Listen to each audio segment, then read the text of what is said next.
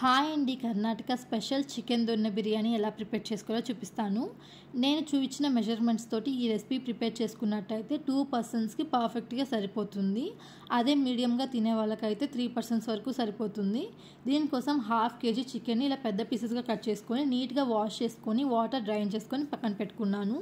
ఇప్పుడు దీంట్లో 1/2 table spoon పసుపు, 1 టేబుల్ స్పూన్ కారం, 1/2 టేబుల్ స్పూన్ సాల్ట్, 1/2 కప్పు పెరుగు యాడ్ చేస్తున్నాను. ఈ మసాలా అనేది చికెన్ పీసెస్కి బాగా పట్టుకునేలాగా మిక్స్ చేసుకోవాలండి. ఇలా మసాజ్ చేసుకుంటూ ఇలా చేయటం వల్ల మసాలా అనేది చికెన్ పీసెస్కి బాగా పట్టుకుంటుంది. దీన్ని 1 అవర్ పాటు ఫ్రిడ్జ్లో పెట్టుకొని మ్యారినేట్ చేసేసుకోవాలి. ఇప్పుడు వేరొక బౌల్ తీసేసుకొని 1 కప్పు చిట్టిముత్యాల రైస్ తీసుకొని 2 టైమ్స్ పాటు నీట్గా వాష్ చేసుకొని వాటర్ యాడ్ చేసుకొని 1 అవర్ పాటు నానబెట్టుకొని పక్కన పెట్టుకోవాలి. ఇప్పుడు స్టవ్ మీద ఒక ప్యాన్ పెట్టుకొని 1 టేబుల్ స్పూన్ నూనె యాడ్ చేస్తున్నాను. 4 యాలుకలు, 4 లవంగాలు, 1 ఇంచు చెక్క, 1/2 టేబుల్ స్పూన్ మిరియాలు. వీటిని లో ఫ్లేమ్లో ఒక 10 సెకండ్స్ పాటు ఫ్రై చేసుకున్న తర్వాత ఒక మీడియం సైజు ఉండే ఆనియన్ని ఇలా పొడవుగా కట్ చేసుకొని యాడ్ చేస్తున్నాను.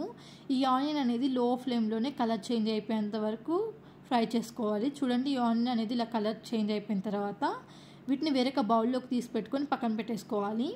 ఇప్పుడు ఇదే ప్యాన్లో 1 టేబుల్ స్పూన్ నూనె యాడ్ చేసుకొని 3 పచ్చిమిరపకాయలు యాడ్ చేస్తున్నాను. ఈ పచ్చిమిరపకాయలు అనేవి కొంచెం కలర్ చేంజ్ అయిపోయిన తర్వాత గుప్పెడు మెంతికూర యాడ్ చేస్తున్నాను. ఈ మెంతికూర అనేది ఆయిల్లో బాగా ఫ్రై చేసేసుకోవాలి, లేదంటే చేదు వచ్చేస్తుంది. ఇప్పుడు ఇదంతా బాగా ఫ్రై అయిపోయిన తర్వాత గుప్పెడు పుదీనా, గుప్పెడు కొత్తిమీర యాడ్ చేస్తున్నాను. దీన్ని 2 మినిట్స్ పాటు లో ఫ్లేమ్లో ఫ్రై చేసేసుకొని స్టవ్ ఆపేసుకొని చల్లగా అయిపోయిన తర్వాత ఒక మిక్సీ జార్ తీసేసుకొని మనం ముందుగా ఫ్రై చేసి పెట్టుకున్న ఆనియన్ మసాలా యాడ్ చేస్తున్నాను.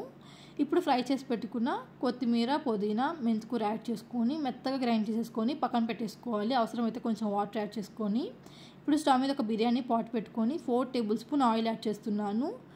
4 యాలుకలు, 4 లవంగాలు, 1 ఇంచు చెక్క, 1 అనాస పువ్వు, 1 జాపత్రి, 1 బిర్యానీ ఆకు, 1 టీ స్పూన్ షాజీరా, 1 రాతి పువ్వు యాడ్ చేస్తున్నాను. దీన్ని లో ఫ్లేమ్లోనే ఒక 50 సెకండ్స్ పాటు ఫ్రై చేసేసుకున్న తర్వాత మీడియం సైజు ఉండే ఆనియన్ని పొడవుగా కట్ చేసుకొని యాడ్ చేస్తున్నాను.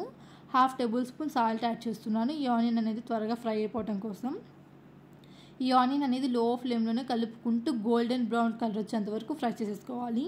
చూడండి, ఆనియన్ ఇలా ఫ్రై అయిపోయిన తర్వాత 1 టేబుల్ స్పూన్ అల్లం వెల్లుల్లి పేస్ట్ యాడ్ చేస్తున్నాను. అల్లం వెల్లుల్లి పేస్ట్ అనేది పచ్చివాసన పోయేంత వరకు లో ఫ్లేమ్లోనే ఫ్రై చేసేసుకున్న తర్వాత మనం ముందుగా మ్యారినేట్ చేసి పెట్టుకున్న చికెన్ అనేది యాడ్ చేస్తున్నాను. ఇప్పుడు ఇదంతా బాగా కలిసేలాగా మిక్స్ చేసేసుకోవాలి లో ఫ్లేమ్లోనే, లేదంటే అడుగు అంటేస్తుంది.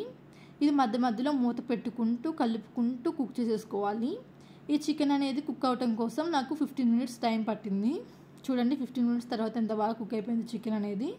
ఇప్పుడు దీంట్లో మనం ముందుగా గ్రైండ్ చేసి పెట్టుకున్న మసాలా పేస్ట్ యాడ్ చేస్తున్నాను. ఈ మసాలా అనేది మనం ముందుగానే ఫ్రై చేసుకొని గ్రైండ్ చేసుకున్నాం కాబట్టి ఎక్కువ టైం పట్టదు కుక్ అవటం కోసం. 2 మినిట్స్లోనే చూడండి ఆయిల్ అనేది ఇలా బాగా పైకి సపరేట్ అయిపోతూ ఉంటుంది.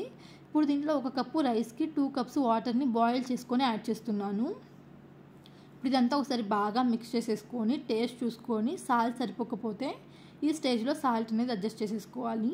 ఒకసారి బాగా మిక్స్ చేసేసుకొని మనం నానబెట్టుకున్న బియ్యంలో నుంచి వాటర్ తీసేసుకొని రైస్ యాడ్ చేస్తున్నాను. 1/2 లెమన్ యాడ్ చేసుకోవాలి, గింజలు తీసేసుకొని ఒకసారి బాగా మిక్స్ చేసేసుకొని లో ఫ్లేమ్లోనే మూత పెట్టుకొని ఒక 10 నిమిషాల పాటు కుక్ చేసేసుకోవాలి. మధ్య మధ్యలో మూత తీసుకుంటూ కలుపుకుంటూ కుక్ చేసుకోవాలండి, లేదంటే అడుగు అంటేస్తుంది. మనం మసాలాలు అవన్నీ యాడ్ చేసాం కదా.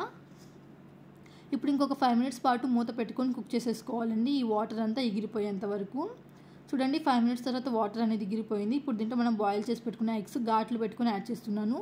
1/2 టీ స్పూన్ నెయ్యి యాడ్ చేస్తున్నాను. ఇదంతా ఒకసారి బాగా మిక్స్ చేసేసుకొని మూత పెట్టేసుకొని స్టవ్ ఆపేసుకొని ఒక 10 నిమిషాల పాటు పక్కన పెట్టేసుకోవాలి. 10 నిమిషాల తర్వాత వేడివేడిగా సర్వ్ చేసుకుంటే టేస్టీగా ఉండే దొన్నె బిర్యానీ రెడీ అయిపోతుంది.